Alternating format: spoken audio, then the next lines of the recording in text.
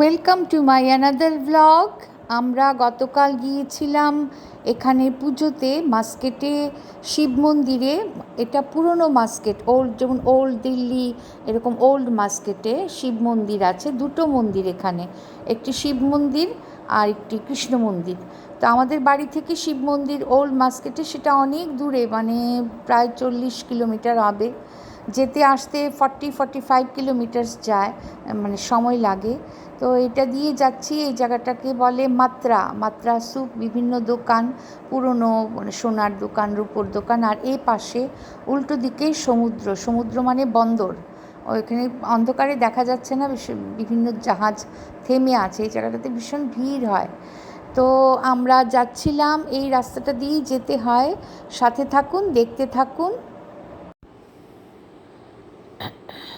এবার এটা যাচ্ছি, এই অঞ্চলটাতে রাজবাড়ি অঞ্চল আর কি, পুরনো মাস্কেট। তো এখানে আশেপাশে বিভিন্ন আর্কিটেকচার, মানে স্থাপত্য যাকে বলে বাংলাতে, স্থাপত্য আছে খুব সুন্দর। এখন রাতের জন্য হয়তো এতটা পরিষ্কার তোলা যায়নি। সামনেই রাজবাড়ি আছে, গেট আছে, অলিন্দ আছে। এটা দিয়ে যাচ্ছি আমরা। এই যে রাজবাড়ির অঞ্চল আর কি। বিভিন্ন স্ট্রাকচারগুলো দেখুন, লম্বা বারান্দা, এটা লেখাই আছে বারান্দা। এই যে গেটটা দিয়ে সামনেই আছে রাজবাড়িটার ঠিক সামনে দিয়ে যাইনি আমরা। তো এটা হচ্ছে পুরনো, আমরা শিব টেম্পল যেতে এদিকে পড়ে।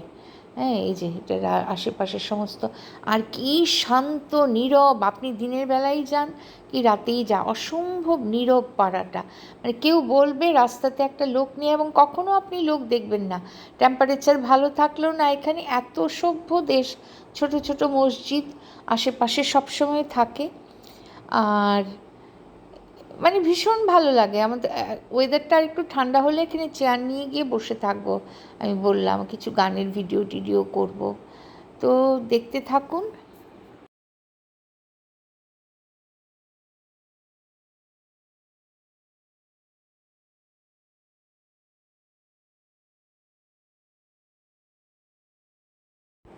এই যে শিব টেম্পলের ভেতরে ঢুকেছি, আমি একটু বসেছি।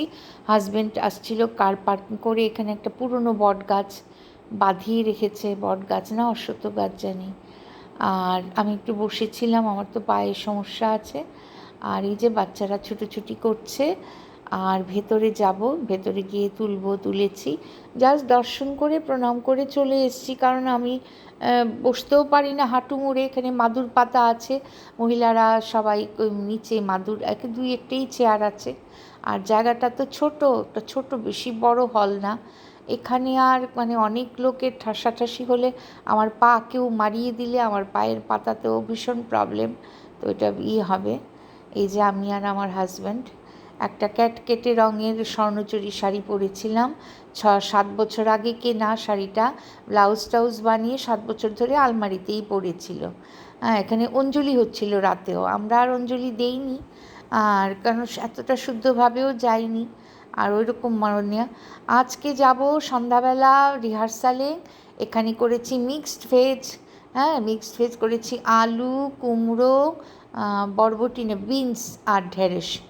আর এখানে করেছি কালো চানাটা হিং দিয়ে, আমচুর মশলা, চাট মশলা দিয়ে একটু সাঁতলেছি, একটু হিং ফোড়ন দিয়েছি তেলে, আমচুর মশলা, চাট মশলা দিয়ে, ওই অবাঙালিরা যেভাবে খায় এভাবে।